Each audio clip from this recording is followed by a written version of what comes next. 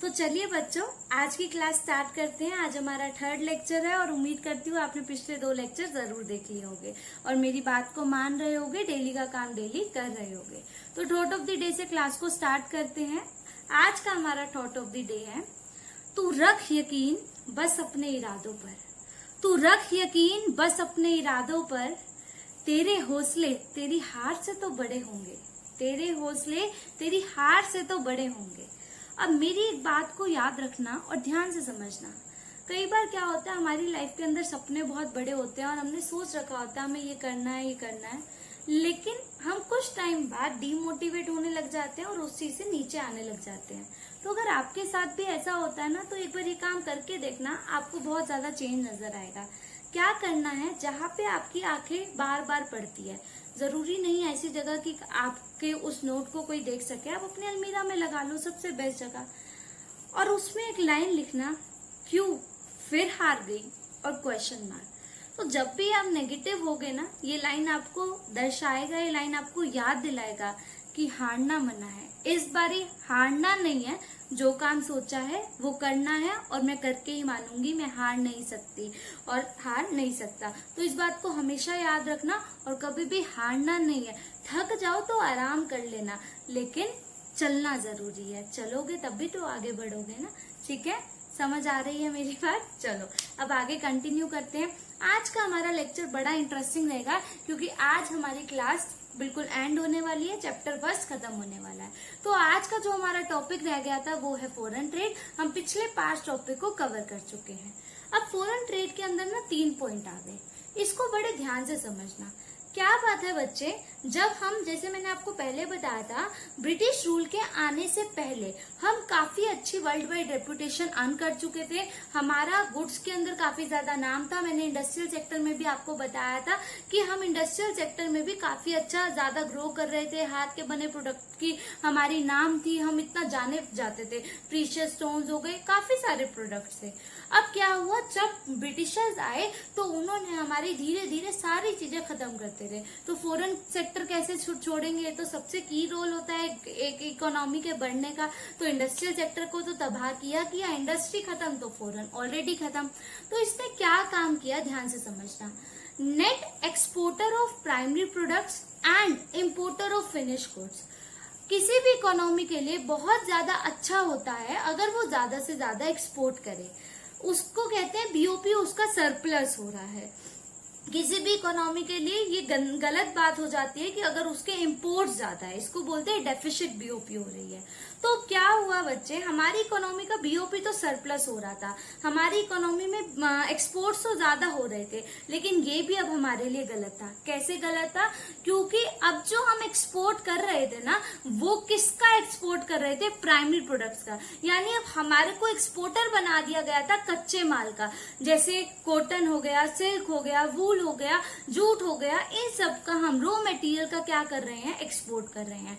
और उल्टा अब इंपोर्ट कर रहे हैं, यानी दूसरी कंट्री से, ब्रिटेन से बने बनाए सामान आ रहे हैं। हम क्या चाहते थे, हम नहीं चाहते थे, उन्होंने हमें बना दिया। Net exporter of primary products and importer of finish goods, दोनों चीजें ही गलत थी। एक्सपोर्ट कर रहे हैं वहां पे कच्चा माल, इम्पोर्ट कर रहे हैं फिनिश गुड्स। यहाँ पे गलत कैसे था, इतनी सारे फिनिश गुड्स यहाँ पे आ रहे हैं तो हमारे कौन खरीदेगा, और हमारे पे वैसे उन्होंने काफी अत्याचार कर ही रखा था, हमने इंडस्ट्रियल सेक्टर में पढ़ा था। समझ आ गई फॉरेन सेक्टर का पहला point, net exporter of primary products and importer of finish goods. Clear हो गया।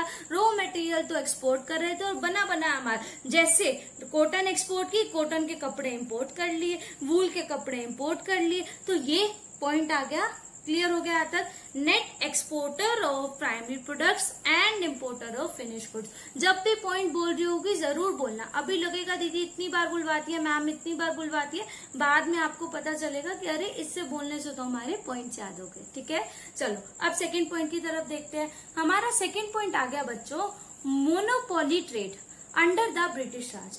मोनोपोली ट्रेड का मतलब क्या है, मोनोपोली का मतलब होता है एक तरफा कंट्रोल। मोनोपोली कंट्रोल हो रहा था ट्रेड के मामले में। मोनोपोली कंट्रोल कैसे हो रहा था, अब क्या हुआ, ब्रिटिशर्स ने ना हम पे रिस्ट्रिक्शन लगा दी कि हम इस एरिया में, हम इस एरिया के अंदर ट्रेड कर सकती है और इस एरिया के अंदर ट्रेड नहीं कर सकते।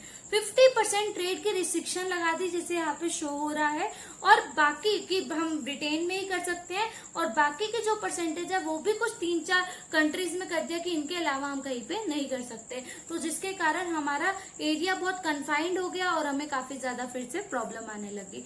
ठीक है, मतलब जहाँ पे ऑलरेडी मार्केट बनी बनाई है। अब आप खुद देखो, आप अगर बिजनेस स्टार्ट कर रहे हो या अगर आप अपनी ग्रोथ चाहते हो, आप कहाँ किस मार्केट में जाना चाहोगे? उस मार्केट में जहाँ पे कंपटीशन कम है, और वो हमको किस मार्केट की परमिशन दे रहा था? जहाँ पे ऑलरेडी कंपटीशन काफी ज्यादा है, जहाँ टिकना मुश्किल है। समझ आ रही है ये बात? थर्ड पॉइंट क्या आ गया बेटा? Surplus trade but only to benefits of Britishers.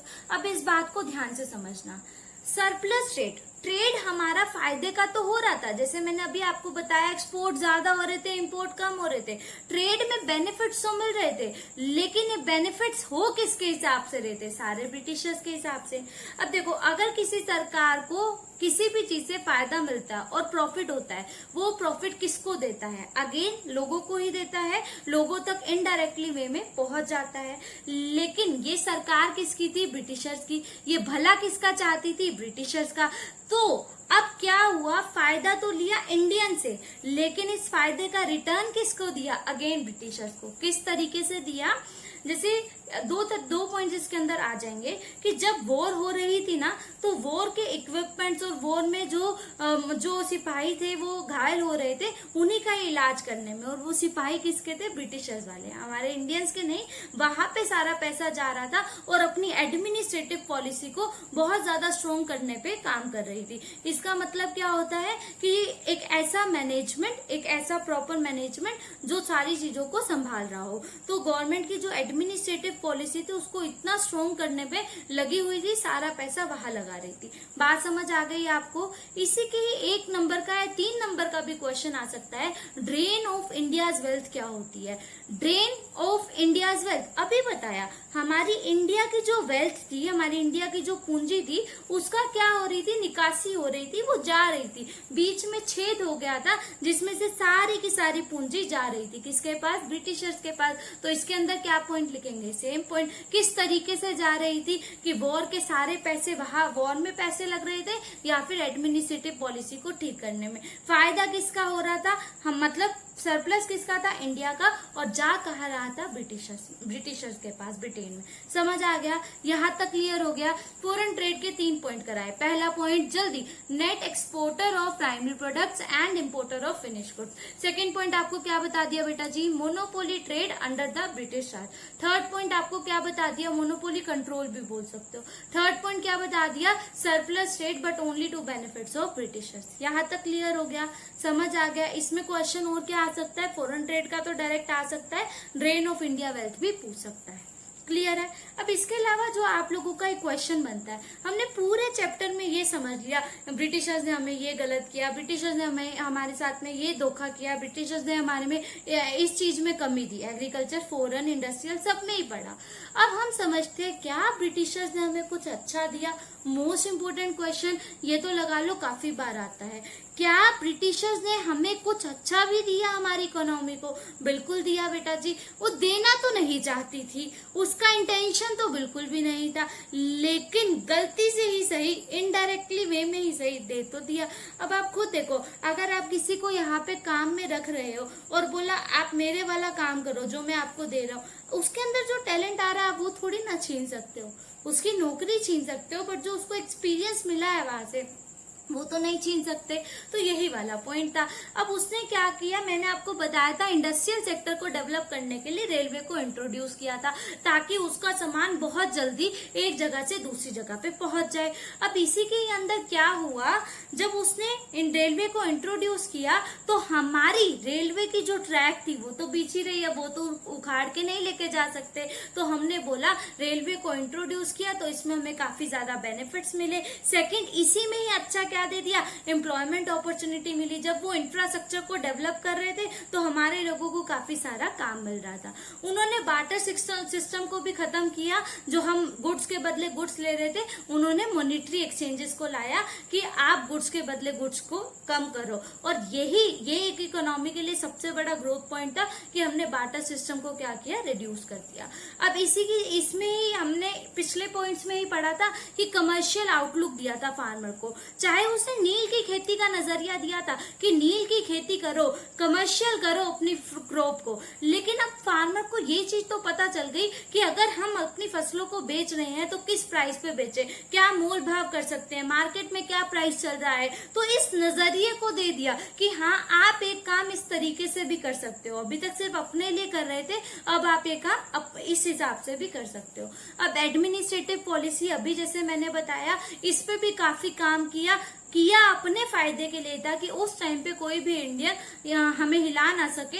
लेकिन फायदा हमें अभी तक चल रहा है। आप खुद देखो ना, हम सारे ब्रिटिशर्स की चीजें ही तो अभी तक फॉलो कर रहे हैं, चाहते हुए या ना चाहते हुए। हम जो संडे का हॉलीडे मानते हैं, क्या ये हमारे सिस्टम के अंदर था? नहीं, ये ब्रिटिशर्स का एक दिन हॉलीडे होता था जिसे हम संडे के उसमें बोलते थे, और वो चल रहा है। एडमिनिस्ट्रेटिव पॉलिसी जो चल रही है, वो सारा बेस जो है वो वही का ही है, वही का ही आगे जा रहा है। तो उन्होंने हमें काफी अच्छी चीजें दी, नो डाउट, जो हम आज तक उसका फायदा ले रहे हैं। क्लियर हो गया यहाँ तक? तो ये 5-6 पॉइंट है, अच्छे से याद कर लेना बच्चों। अगर ये नहीं करोगे तो काफी ज्यादा प्रॉब्लम आएगी, क्योंकि एग्जाम ओरिएंटेड है। ठीक है, अब इसी में एक क्वेश्चन आ सकता है कि रेलवे के गुड इम्पैक्ट बताओ और नेगेटिव इम्पैक्ट बताओ, पॉजिटिव और नेगेटिव इम्पैक्ट बताओ। मैं आपको डिफरेंस भी दे रही हूँ, इसको स्क्रीनशॉट लेके प्रॉपर अच्छे से याद कर लेना। बाकी बहुत बेसिक बातें हैं, मैं आपको जस्ट 2 मिनट में सब क्लियर करा देती हूँ। पॉजिटिव इम्पैक्ट इसके क्या है, अब जल्दी खुद बताओ। रेलवे के पॉजिटिव इम्पैक्ट, पूरा चैप्टर आपने पढ़ा समझा। ब्रिटिशर्स उस टाइम पे भी लगा लो, हमें पॉजिटिव क्या मिला, लोग भी एक जगह से दूसरी जगह पे पहुंच पा रहे थे, डिस्टेंस की दूरी कम हो गई, सामान जल्दी से जल्दी एक जगह से दूसरी जगह पे पहुंच रहा था, कम कॉस्ट में पहुंच रहा था। हमारे को काफी ज्यादा, हम लोगों के कल्चर को लोगों से मिल सकते थे, उनको अडॉप्ट कर सकते थे, उनके कल्चर को। काफी ज्यादा डिस्टेंस जो था इसके अंदर कम हुआ। लेकिन नेगेटिव इम्पैक्ट क्या हुआ? नेगेटिव इम्पैक्ट इसके अंदर सबसे ज्यादा क्या हुआ बेटा जी? सबसे बड़ा नेगेटिव इम्पैक्ट क्या था? इसी की वजह से तो हमारा फॉरेन सेक्टर खत्म हुआ, इसी की वजह से तो हमारा इंडस्ट्रियल सेक्टर सारा डूबा। तो ये वाले पॉइंट आप इसके अंदर बना के लिख सकते हो। ठीक है, कि मार्केट रीच बढ़ गई, ब्रिटिशर्स ने इसको कम कॉस्ट के अंदर लाया, तो ब्रिटिशर्स ने और ज्यादा कोशिश की कि जल्दी से जल्दी सारे लोगों तक पहुंचे। तो आप ये सारे पॉइंट्स, तो चलिए बच्चों, अब फटाफट पूरे चैप्टर को एक बार ही देख लेते हैं। हमने सबसे पहले क्या पढ़ा? Agriculture sector. एग्रीकल्चर सेक्टर में हमने 7 पॉइंट्स पढ़े, 4 पॉइंट्स बैकवर्ड के रीजन और 3 पॉइंट हमने क्या पढ़ा? 3 पॉइंट बेटा हमने पढ़ा कि स्टेगनेंट क्यों थी। सबसे पहला पॉइंट क्या था? सब बैकवर्ड का बताओ। सबसे पहले बैकवर्ड का क्या था? Low production and productivity. Second point, small and fragmented land holding, high degree of uncertainty, and उसके बाद dominance of subsistence farming. 3 point हमने इसके अंदर क्या पढ़ा? Land revenue system under the British Raj, gulf between owner of the soil and tiller of the soil, यानी gap बन रहा था ओनर और टीलर के बीच में। नेक्स्ट पॉइंट क्या था? Force commercialisation of agriculture. अगर किसी को सुनने के बाद पॉइंट याद नहीं आ रहा तो भी स्टॉप करो और वो वाला पॉइंट को समझो कि इसके अंदर मैंने क्या बताया था। क्लियर हो गया यहाँ तक? आगे बढ़े। नेक्स्ट हमने पढ़ लिया industrial sector, decay of handicraft, bleak growth of modern industry. फटाफट इसके 5 पॉइंट थे। Discriminatory tariff policy of the state. Next point क्या पढ़ा? Decay of disappearance of princely court. Discriminatory tariff policy of the state, राजाओं का शासन खत्म किया। Disappearance of princely courts, new pattern of demand, competition from machine made product, very good. Introduction of railway, बहुत बढ़िया। 3 point क्या थे bleak growth के? यानी कि स्लो ग्रोथ या एम्प्टी ग्रोथ, दिख ही नहीं रही थी वो ग्रोथ। तो 3 पॉइंट क्या थे? अगर पॉइंट्स में दिक्कत आ रही है तो पहले वाली वीडियो जरूर देखो, अच्छे से रीड करो। पॉइंट नहीं करा रही, सिर्फ ये करा रही हूँ कि याद आ जाए सारी चीजें। 3 पॉइंट हमने क्या पढ़े थे इसके अंदर? कि टाटा आयरन, टिस्को जैसी इंडस्ट्री थी जो आ रही थी, किस टाइम पे आ रही थी? वर्ल्ड वॉर 1 और वर्ल्ड वॉर 2 चल रहे थे, जिस टाइम पे हमारी ग्रोथ लगभग एम्प्टी थी। जैसे मैंने आपको एग्जांपल दिया था, कोरोना वायरस चल रहा है, इस टाइम पे नया बिजनेस स्टार्ट होगा तो क्या उस तरीके से ग्रोथ हो पाएगी? नहीं हो पाएगी। सेकंड पॉइंट हमने क्या पढ़ा था, इंडस्ट्रियल सेक्टर को ग्रोथ करना और हमारे पास मशीनें ही नहीं, मशीनें ही हमको इम्पोर्ट करनी है, तो किस तरीके से ग्रोथ चलेगी? स्टेट का जो पार्टिसिपेशन था वो बिल्कुल भी प्रॉपर नहीं था। तो ये 7 पॉइंट हमने इसके अंदर पढ़ लिए, 8 पॉइंट, 5 और 3, ठीक है। अब नेक्स्ट पॉइंट पढ़ते हैं फॉरेन ट्रेड की तरफ। जैसे मैंने आपको अभी 3 पॉइंट बताए, जल्दी से repeat. Net exporter of primary products and importer of finish goods. उसके बाद बेटा जी मैंने आपको क्या बताया, नेक्स्ट पॉइंट बताया, monopoly control under the Britishers, surplus trade but only to benefit of Britishers. इसके अंदर एक क्वेश्चन आ सकता है सूज कैनाल का, क्या होती है और ये किस तरीके से इसने हमें और खराब कर दिया फॉरेन सेक्टर के मामले में। ब्रिटिशर्स ने क्या किया, लगे हाथ मैंने बोला ना इंफ्रास्ट्रक्चर पे बहुत काम किया, लगे हाथ एक कैनाल बना दी जिसको सूज कैनाल बोलते हैं। अब ये सारी डिटेल इस बॉक्स के अंदर है, किस ईयर में आई थी, क्या है ये मैं फटाफट ब्रीफ में बता देती हूँ कि इसमें क्या था। पहले हमें ये लगा लो, एक चीज को जाने के लिए यहाँ से ऐसे करके जाना पड़ रहा है। अब उन्होंने क्या किया, देखा यहाँ से मुझको ऐसे घूम के जाना पड़ रहा है ना, तो उसने डायरेक्ट यहाँ से यहाँ तक का रास्ता बना दिया कि बीच में जो अफ्रीकन कंटिनेंट आ रहा था वहां से मेरे को टच करके जाना पड़ रहा था। अब इतने बड़े झंझट की बात नहीं है, कोस्ट ज्यादा लग रहा, टाइम ज्यादा लग रहा, बहुत ज्यादा दिक्कत, तो डायरेक्ट यहाँ से यहाँ पहुंच गया इस कैनाल की मदद से। समझ आ गया, क्लियर हो गया। कुछ इंपॉर्टेंट क्वेश्चन बनते हैं वो मैं शो कर लेती हूँ। अब आप मेरी बात को बिल्कुल ध्यान से सुनना। क्वेश्चंस के लिए काफी ज्यादा प्रॉब्लम आती है क्योंकि इंडियन इको में हमारे मार्क्स कट सकते हैं, एक एक नंबर वाले में भी कट सकते हैं और लिखोगे अगर प्रॉपर नहीं तो भी कट सकते हैं। तो इंडियन इको में अपना 100% देना कि इंडियन इको में मैक्सिमम स्कोर करना है। तो किस तरीके से करना है, मैंने अब आपको चैप्टर करा दिया, आपने डेली का काम डेली किया तो हमें काम भी ज्यादा नहीं लगा। तो क्या करना है बच्चों, जब लास्ट का टाइम आ गया तो उसके अंदर आपने सारे के सारे क्वेश्चन पढ़ने हैं। अगर आप पूरे चैप्टर के क्वेश्चंस को अच्छे से पढ़ रहे हैं, जो पीछे दिए होते हैं आपकी बुक में, टी आर जैन के पीछे या एनसीईआरटी में किसी भी बुक से अगर आप पढ़ रहे हैं, अगर आप उन क्वेश्चंस को पढ़ लेते हैं ना, मेरे हिसाब से फिर आपको कोई प्रॉब्लम नहीं आएगी। हाँ, एक बात और, अगर वीडियो पसंद आई हो तो लाइक जरूर करो और अगर वीडियो पसंद ना आई हो तो डिसलाइक जरूर करो और अपने कमेंट जरूर दो क्योंकि आपके फीडबैक हमारे लिए बहुत मायने रखते हैं। तो चलिए मिलते हैं फिर अगली क्लास में। Stay happy, stay blessed.